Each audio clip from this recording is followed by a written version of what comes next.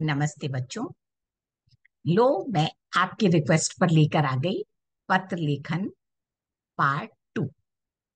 इस पार्ट 2 में मैं तुम्हें अनौपचारिक पत्र में किन बातों का ध्यान रखना चाहिए, उसका प्रारूप क्या होगा और उसकी विषय वस्तु में आप किस तरह भाषा का प्रयोग करेंगे, इस बारे में बता दूं। हम्म?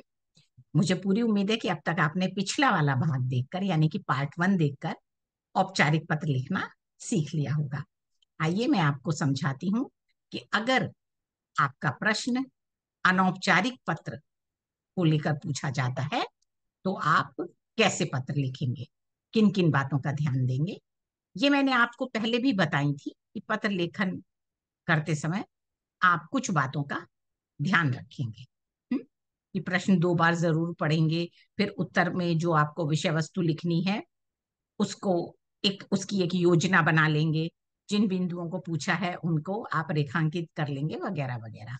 ये सारे नियम मुझे पूरी उम्मीद है कि अब तक आपको याद हो गए होंगे और आप पत्र लिखते समय उनका इस्तेमाल कर रहे होंगे।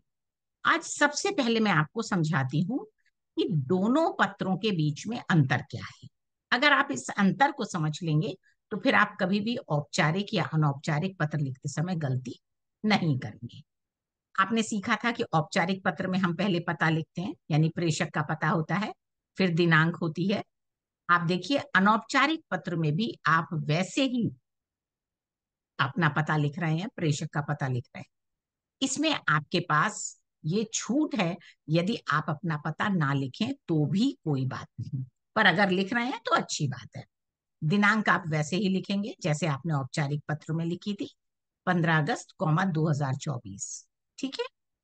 इसके बाद आप देखें औपचारिक पत्र में आपने देखा था कि सेवा में और पदनाम के अनुसार आपने संबोधन का प्रयोग किया और जिसके पास आप पत्र भेज रहे हैं उसका पूरा पता लिखा, यानी उसका कार्यालय का क्या पता है वो आपने लिखा।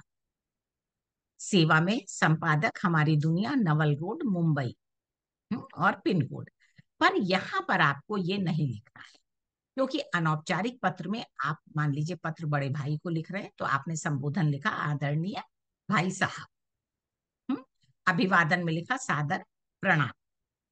ये लिखेंगे आप अनौपचारिक पत्र में। मैंने इसीलिए यहाँ पर आपको ये चीजें रेड कलर से दिखाई हैं ताकि आप इस बात को समझ सकें। औपचारिक पत्र में इसके बाद आपने लिखा था विषय। पत्र किस विषय से संबंधित है वो संक्षिप्त और स्पष्ट होना चाहिए, लेकिन आप अनौपचारिक पत्र में विषय नहीं लिख रहे। ठीक है।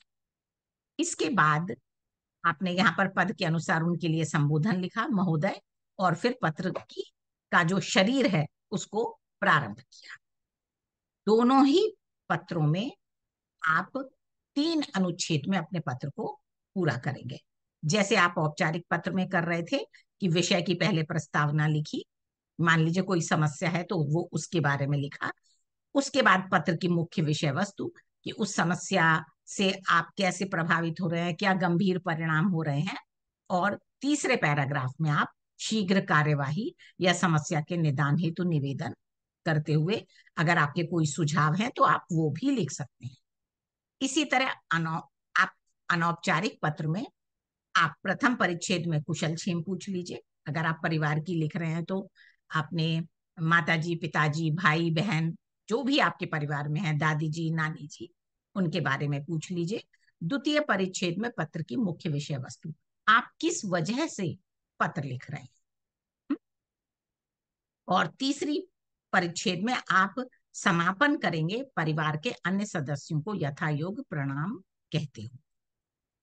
उसके बाद ये देखिए अनौपचारिक पत्र है तो हमने नीचे लिखा आपका अनुज, क्योंकि मैं बड़े भाई साहब को यहाँ पत्र लिख रही थी, और उसके बाद नीचे अपना नाम।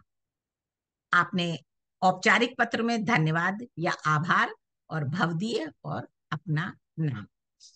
इस अगर स्लाइड को आप अच्छी तरह से देख लीजिए, समझ लीजिए और बराबर याद रखेंगे तो आप चाहे औपचारिक पत्र लिख रहे हो या अनौपचारिक, आप कभी भी गलती नहीं करेंगे। हम्म? आइए अब हम आपको एक उदाहरण के द्वारा समझाते हैं। ये प्रश्न एक बच्चे ने ही मुझे भेजा है। प्रश्न है कि आप पढ़ाई के लिए घर से दूर हॉस्टल में रह रहे हैं। विद्यार्थियों के ज्ञानवर्धन हेतु आपका विद्यालय विद्यार्थियों को ऐतिहासिक इमारतें दिखाने और उनके पीछे छिपे विज्ञान को समझने एवं मनोरंजन हेतु 5 दिनों के लिए बाहर ले जा रहा है। आप यात्रा हेतु शुल्क मंगवाने के लिए पिताजी को पत्र लिखिए। साथ ही यह भी बताइए कि यात्रा, यहाँ पर छोटी की होना चाहिए, यात्रा किस प्रकार लाभदायक होगी। और संकेत बिंदु भी दिए हैं, जैसा कि हमारे यहाँ कक्षा 9 और 10 के बच्चों को दिए जाते हैं।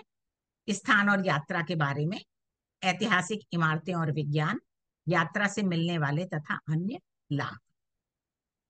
ठीक है, अब इसका उत्तर हम कैसे लिखेंगे, आइए मैं आपको समझाती हूँ। और मुझे पूरी उम्मीद है कि जिसने ये प्रश्न भेजा है उनके साथ साथ आप सभी को भी ये बात अच्छी तरह से समझ में आ जाए।